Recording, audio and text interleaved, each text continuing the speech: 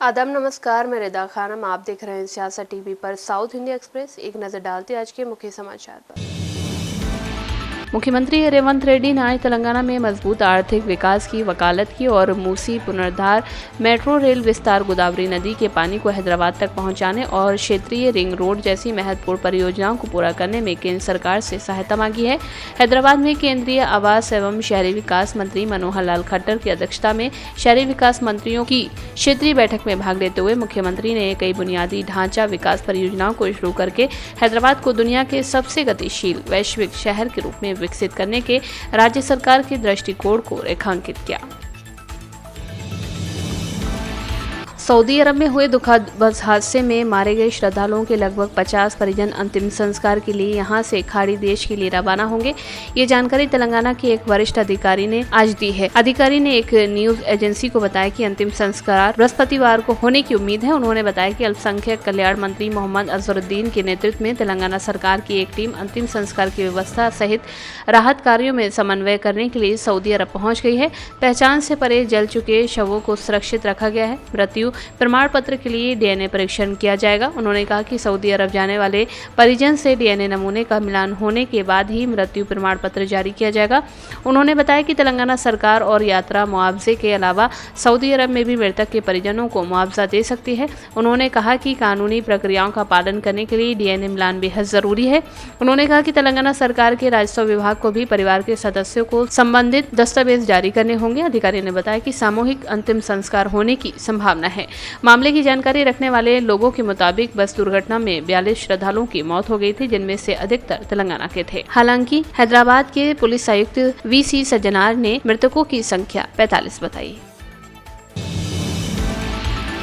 कांग्रेस नेता वी हनुमंत राव ने कहा कि विशेष गहन समीक्षा को लेकर हर राज्य में अलग अलग राय है। केरल में कहा जा रहा है कि मजदूरों पर दबाव बढ़ रहा है। दूसरी ओर तमिलनाडु में कहा जा रहा है कि ऐसा नहीं किया जाना चाहिए। मजदूर मानसिक तनाव में मर रहे हैं, इसीलिए केंद्र सरकार को मजदूरों के साथ सौहार्दपूर्ण समझौता करना चाहिए। एसआईआर को लेकर मजदूरों की अलग अलग राय है। वे कहते हैं कि इतना दबाव नहीं झेल सकते, इसीलिए केंद्र सरकार को इस बारे में सोचना चाहिए। लोगों का नुकसान होगा। और दूसरे तरफ तमिलनाडु में बोल रहे अब इसके ऊपर तुम करना ही नहीं है, ये जबरदस्ती का काम नहीं करना, ये अमिकेबल सेटलमेंट हुए तो अच्छा है। तो वर्कर्स और गवर्नमेंट दोनों कुछ बातचीत करके उनके ऊपर प्रेशर लगाने से जो काम कर रहे मेंटली टॉर्चर होने की वजह से वो लोग मर रहे। दूसरे तमिलनाडु में बोल रहे ये करना ही नहीं बोल रहे। तो इसके ऊपर केंद्र सरकार एक अमिकेबल सेटलमेंट होना, वर्कर्स विथ गवर्नमेंट, जब भी काम चलेगा।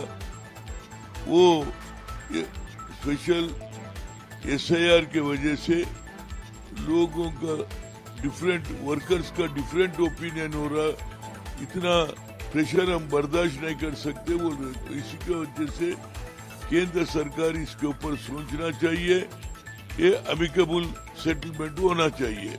जब तक इस पे एसआईआर का प्रेशर थोड़ा रोक के डिस्कशन करो वर्कर से, that is my personal opinion.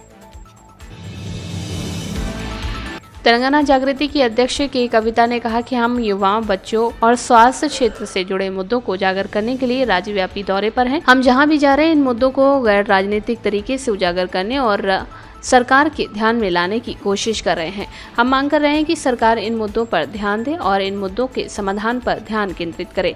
Telangana की कांग्रेस सरकार ने कल कहा कि वो पिछड़ी जाति के लिए 42% आरक्षण के बिना सरपंच चुनने के लिए स्थानीय निकाय चुनाव करा रही है। हम इसका कड़ा विरोध करते हैं। तेलंगाना सरकार को स्थानीय निकाय चुनाव कराने के बजाय पिछड़ी जाति के आरक्षण के लिए लड़ना चाहिए। शमशाबाद क्षेत्र में एक गर्भवती महिला जुड़वा बच्चों को जन्म देने वाली थी, लेकिन उसके सपनों को कुछ ही दिनों में तबाही का सामना करना पड़ा। पहले तो गर्भ में दोनों बच्चों की मौत हो गई, फिर इलाज के दौरान मां की भी जान चली गई।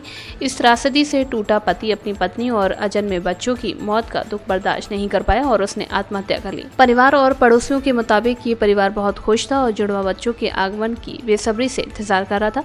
घर को सजाया गया था, बच्चों के लिए नए नए कपड़े और खिलौने खरीदे गए थे, लेकिन भाग्य को कुछ और ही मंजूर था। जब महिला को प्रसव पीड़ा हुई तो उसे तुरंत अस्पताल ले जाया गया, जहां डॉक्टरों ने बताया कि गर्भ में ही दोनों बच्चों की मौत हो चुकी है। कर्नाटका के मुख्यमंत्री सिद्धरामैया और deputy CM DK Shivakumar Delhi के दौरे पर हैं। मुख्यमंत्री ने कांग्रेस के राष्ट्रीय अध्यक्ष मल्लिकार्जुन खड़गे से मुलाकात की। सिद्धरामैया और शिव कुमार के दिल्ली दौरे को लेकर कई अटकलें लगाई जा रही थी। चर्चा थी कि कर्नाटका कैबिनेट में फेरबदल हो सकता है, लेकिन इससे जुड़ी अहम जानकारी सामने आई। चर्चा है कि कांग्रेस हाईकमान ने कर्नाटका की कैबिनेट में कोई भी फेरबदल करने से मना कर दिया है। आला कमान की ओर से हरी झंडी नहीं मिल पाई है। दरअसल कर्नाटका में नेतृत्व परिवर्तन करना है या नहीं, ये मसला अगस्त में ही राहुल गांधी के आगे लंबित है, लेकिन इस पर अभी तक कोई फैसला नहीं हुआ है। पार्टी का मानना है कि कैबिनेट फेरबदल तभी हो जब नेतृत्व परिवर्तन करना हो या नहीं, इसको लेकर स्थिति साफ होनी चाहिए। पार्टी का मानना है कि नेतृत्व परिवर्तन से पहले कैबिनेट में बदलाव पर मुहर से गलत संदेश जाएगा। संदेश ये जाएगा कि राज्य में सिद्धरामैया ही सीएम बने रहेंगे। इसीलिए डीके शिव कुमार भी फिलहाल कैबिनेट में बदलाव के पक्ष में नहीं है।